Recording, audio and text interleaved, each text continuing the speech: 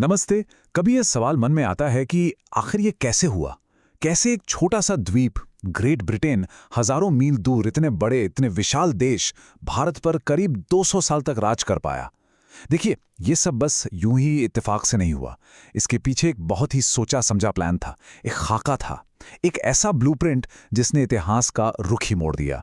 चलिए आज इसी ब्लूप्रिंट को समझने की कोशिश करते हैं। यही तो वो सवाल है जो आज भी सोचने पर मजबूर कर देता है। एक तरफ दुनिया के नक्शे पर एक छोटा सा डॉट जैसा देश और दूसरी तरफ संस्कृतियों, साम्राज्यों और विरासतों का गढ़ भारत। तो आखिर अंग्रेजों ने ये नामुमकिन सा लगने वाला काम कर कैसे दिखाया? क्या ये सिर्फ उनकी फौजी ताकत का खेल था या फिर कहानी में कुछ और भी पड़ते थी? जवाब है एक बहुत ही चालाकी से बनाए गए ब्लूप्रिंट में। एक ऐसी स्ट्रैटेजी जो राजनीति, एडमिनिस्ट्रेशन और सोशल इंजीनियरिंग का एक खतरनाक कॉम्बिनेशन थी। और इसका मकसद सिर्फ एक, भारत पर अपनी पकड़ को हमेशा के लिए लोहे की तरह मजबूत करना। तो इस ब्लूप्रिंट का सबसे पहला और सबसे जरूरी हिस्सा था उनकी राजनीति, जिसकी नींव सिर्फ एक ही सिद्धांत पर रखी गई थी: फूट डालो और राज करो। देखते हैं कि आखिर कैसे इस एक मंत्र से उन्होंने पूरे भारत को अपने काबू में कर लिया। देखिए, भारत पर कब्जा कोई एक दिन में नहीं हुआ। ये 3 स्टेप्स में किया गया एक बहुत सोचा समझा प्रोसेस था। सबसे पहले तो उन्होंने भारतीय रियासतों की आपसी लड़ाइयों का जमकर फायदा उठाया। इसके बाद आया सब्सिडियरी अलायंस, यानी सहायक संधि। ये एक ऐसा जाल था जिसमें भारतीय राजा अपनी आज़ादी गिरवी रखकर ब्रिटिश सुरक्षा खरीदने को मजबूर हो जाते थे। और फिर आखिरी और सबसे घातक दांव था डॉक्ट्रिन ऑफ लैप्स, जिसने झांसी और सतारा जैसी रियासतों को वारिस न होने के बहाने सीधे सीधे ब्रिटिश राज में मिला लिया। और इन सभी पॉलिटिकल चालों के दिल में एक ही रणनीति काम कर रही थी: डिवाइड एंड रूल। मकसद बिल्कुल साफ था: भारतीयों को धर्म, जाति और क्लास के नाम पर इतना बांट दो कि वो कभी एक साथ मिलकर मुकाबला ही ना कर पाएं। जो दरारें पहले से थीं उन्हें और गहरा किया, और जहां नहीं थी वहां नई बना दी।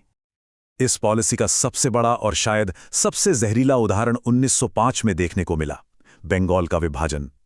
कागजों पर तो कहा गया कि यह प्रशासन की सहूलियत के लिए है, लेकिन असली मकसद कुछ और ही था। असली मकसद था हिंदू और मुस्लिम आबादी के बीच एक ऐसी दीवार खड़ी करना जिसे पार ना किया जा सके, ताकि भारत में उठ रही आजादी की आवाज को कमजोर किया जा सके।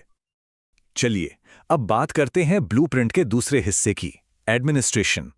क्योंकि देखिए, सिर्फ जमीन जीतना काफी नहीं होता, उसे कंट्रोल में रखने के लिए एक सॉलिड सिस्टम चाहिए। एक ऐसा सिस्टम जो लोहे की तरह मजबूत हो, जो कभी झुके नहीं। और उन्होंने इसे नाम दिया साम्राज्य की स्टील फ्रेम। और ये स्टील फ्रेम थी इंडियन सिविल सर्विस, यानी आईसीएस। ये एडमिनिस्ट्रेशन की वो बैकबोन थी जिसे बनाया ही गया था सेंट्रलाइज्ड कंट्रोल के लिए, और जिसमें शुरुआती सालों में सिर्फ अंग्रेज ही हो सकते थे। ये एक बहुत ही एफिशिएंट मशीन थी, बिल्कुल, पर एक ऐसी मशीन जिसके दिल और दिमाग में सिर्फ और सिर्फ ब्रिटिश हित थे। एडमिनिस्ट्रेशन का अगला हथियार वो था लैंड रेवेन्यू। उन्होंने भारत की जमीन से दौलत खींचने के लिए 3 अलग अलग सिस्टम बनाए। जैसे बंगाल में परमानेंट सेटलमेंट ने जमींदारों को बहुत ताकतवर बना दिया और किसानों का खूब शोषण हुआ। मद्रास और बॉम्बे में रैयतवाड़ी सिस्टम ने सीधे किसानों पर इतने भारी टैक्स लगा दिए कि उनकी कमर ही टूट गई। और उत्तर पश्चिमी प्रांतों में महालवाड़ी सिस्टम ने पूरे के पूरे गांव को टैक्स के बोझ तले दबा दिया। नाम अलग थे, सिस्टम अलग थे, लेकिन मकसद सिर्फ एक: हिंदुस्तान की दौलत को निचोड़ना। पर कंट्रोल सिर्फ जमीन और पैसे का नहीं था, ये कंट्रोल दिमाग पर भी करना चाहते थे। लॉर्ड मैकाले का ये मशहूर कोट उनकी एजुकेशन पॉलिसी के पीछे की असली सोच को साफ साफ दिखाता है।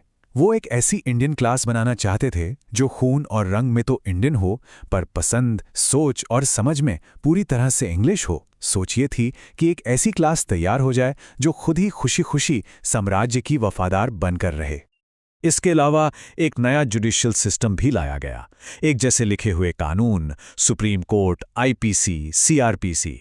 और सोचिए, इनमें से कई चीजें आज भी हमारे लीगल सिस्टम का हिस्सा हैं। लेकिन इस चमकते सिक्के का एक दूसरा पहलू भी था, एक काला सच।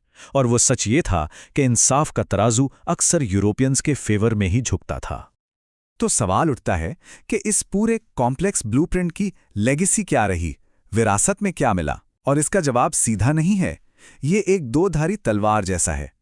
एक तरफ शोषण के गहरे जख्म हैं, तो दूसरी तरफ अनजाने में हुए मॉडर्नाइजेशन की एक झलक भी है।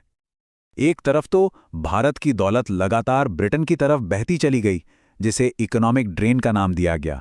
हिंदू मुसलमानों के बीच की खाई को और गहरा किया गया और भारत के लोकल उद्योग तबाह हो गए। पर इसकी आयरनी देखिए, दूसरी तरफ अपने कंट्रोल को मजबूत करने के लिए उन्होंने जो रेलवे लाइनें बिछाईं, उन्हीं लाइनों ने पहली बार पूरे इंडिया को एक साथ जोड़ दिया और उनका बनाया एडमिनिस्ट्रेशन और जुडिशियल सिस्टम आगे चलकर आज़ादी की लड़ाई में एक हथियार भी बना। और ये सब हमें एक आखिरी और शायद सबसे ज़रूरी सवाल पर लाके खड़ा कर देता है। ब्रिटिश राज की विरासत बेहद कॉम्प्लेक्स है, विरोधाभासों से भरी हुई है। तो क्या ये सोचा जा सकता है कि आज का जो भारत है, अपने एडमिनिस्ट्रेटिव स्ट्रक्चर के साथ, अपने जुडिशियल सिस्टम के साथ, यहाँ तक कि अपनी कुछ सामाजिक दरारों के साथ, वो अनजाने में उसी ब्रिटिश ब्लूप्रिंट की देन है जिसके खिलाफ इतनी लंबी लड़ाई लड़ी गई? ये एक ऐसा सवाल है जिसका जवाब हमें इतिहास में भी ढूंढना होगा और अपने आज में भी।